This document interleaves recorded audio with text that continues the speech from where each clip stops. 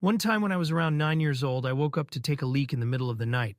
I saw that the TV was still on in my parents' room through the tiny opening in their bedroom door. My bathroom's near my parents' room.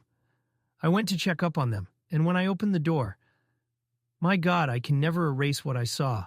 I saw my mom on the edge of the bed, and my dad eating her out with all his might. I literally said, "Mama," and they didn't even hear me because they were so into it. So I just ran quickly back to my room. I remember the next morning during breakfast, I asked my mom if there's any more juice left, and she said, "There's no more. Your dad has the last cup of juice." And then my dad said, "You can drink the rest of it if you want." He offered his cup of juice to me, and I looked at the rim of the cup and already felt sick to my stomach. I'm 20 now, and I still can't believe I remember seeing that. TLDR, saw my dad going to town on my mom in the middle of the night. Worked for a downtown metropolitan hotel for a long time, and I've seen a lot I wasn't supposed to see. Probably the worst was a kid with an old man. Checked this guy in at like 1 in the morning. Not uncommon because people travel different times, but he was alone. Like an hour later, he asked for something like a towel or blanket. Anyways, dispatched our runner to deliver it. After the runner comes to me and says he thinks something is wrong because he caught a glimpse of someone, and the old guy was trying hard to block the entrance. Being that we were supposed to take stuff like human trafficking seriously, I asked our maintenance to cut his power, so we would get a call to come up to try and fix the problem. He does, and I go up with him to apologize for the inconvenience, because the guy was also a Tortilla member. Sure enough, we hear a kid in the bathroom hiding. Tried to ask who the kid was, and the old guy tried everything to shut us down from throwing his status around to bribing. Called the cops and let them deal with it. Edit. Didn't expect this to gain so much traction. Here's some additional info for people that have been asking. I don't recall the specific charge, or if I was even told so. Use your imagination. I don't know the age of the child. I only saw him briefly one time when the cops showed up. I don't know the age of the guy. This was in Southern California. As specific as I'd like to be. Back in the day, I would try to download anime episodes and clips off of P2P services. This was the days of Kazaa, before people widely recognized that P2P programs were hives of illegal porn, and I'm one of the kids who was introduced to all sorts of disturbing stuff this way. The worst, though, was a small clip of a crying girl. Late teens, 20 at the most. It was only about 10 seconds long, but at about the 6-second mark, about the time I was sighing and saying, "Ugh, of course this isn't Goku," someone shot her in the head. I hadn't even noticed the gun at her temple until her skull was shred to pieces. Every once in a while, I remember that. And it makes me wonder who she was, who mourned her, and what sort of sick person films that. Edit. Lots of folks are saying the video might have been a fake, even a well-known one. I sure hope so. 10-year-old me didn't know that, of course. It didn't mess with me too badly, but I never got the thought of how blood in the movies is never quite a dark enough red out of my mind. One time, when I was around 9 years old, I woke up to take a leak in the middle of the night. I saw that the TV was still on in my parents' room through the tiny opening in their bedroom door.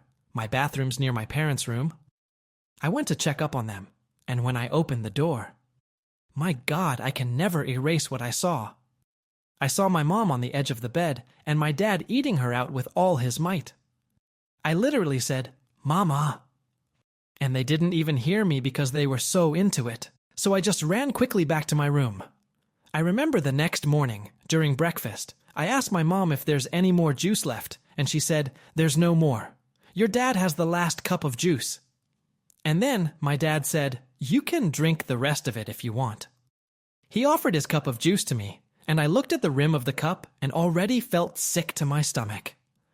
I'm 20 now, and I still can't believe I remember seeing that. TLDR, saw my dad going to town on my mom in the middle of the night.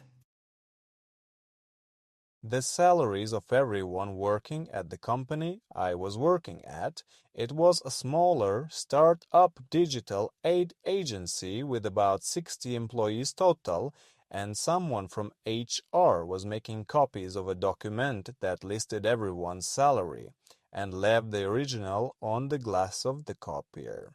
I found it and turned it back in, but not before I went through that list to see what everyone else made, and discovered that a couple new hires working the same position as me were making more than me. So after turning it in, I met with my manager and used my newfound knowledge to my advantage to successfully negotiate for a raise, along with a tacit promise that I wouldn't divulge what I knew to anyone else in the company.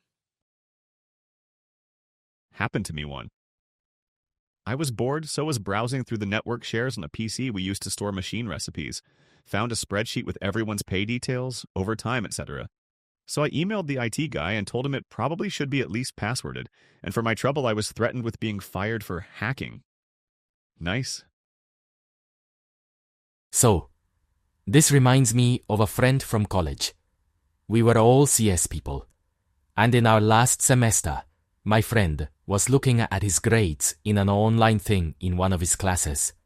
He noticed that his student ID number was somewhere in the URL. So he asked his friend what his ID number is. After replacing his own ID number in the URL, it showed his friends grades. Well, they tested it one more time to make sure that it wasn't just a fluke. And then he reported the vulnerability to our school's IT department. Well, within a few days, he got an email from the dean's office telling him he now has to go to a meeting with the dean for academic dishonesty and prove his case for why he shouldn't be expelled the semester that he graduates.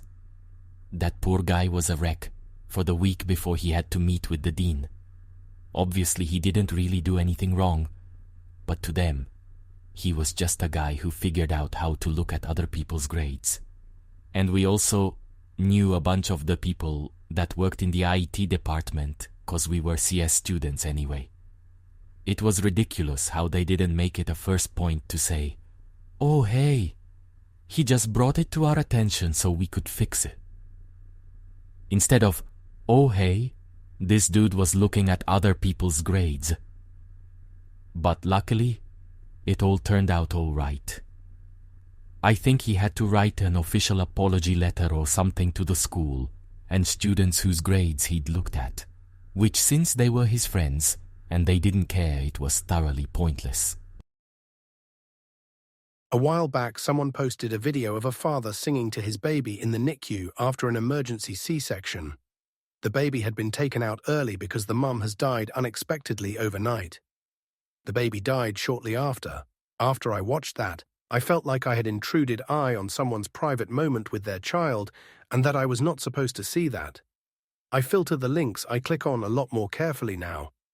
I hope that man has found a way to begin his healing. Edit. Yes, it's the man singing Blackbird.